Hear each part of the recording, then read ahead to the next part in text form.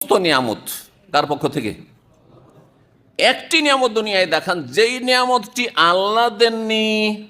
কে দিয়েছে? কোন দরগা থেকে পেয়েছে, প্রমাণ সহ দেখাইতে হবে। আমার ওই পীর দিয়েছে, আমার বাবার দান। তোমার বাবাকে কে দিয়েছিল?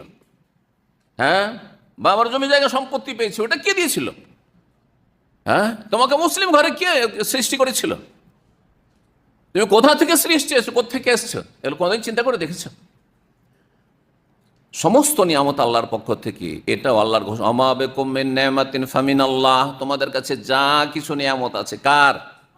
আল্লাহ। সুস্থতা, ঈমান আল্লাহর দান। না হইলে আপনাকে হিন্দুর ঘরে পয়দা করে দিতেন আল্লাহ, ইহুদির ঘরে পয়দা করে দিতেন আল্লাহ, নাস্তিকের ঘরে আল্লাহ পয়দা করে দিতেন, মুশরিক মাজার দেওয়ানবাগির ঘরে আল্লাহ পয়দা করে দিতেন, আর হেদায়েতের নসিব হইতো না। বুঝতে পারছেন? তরিকত আল্লাহদের ঘরে পয়দা করেছেন।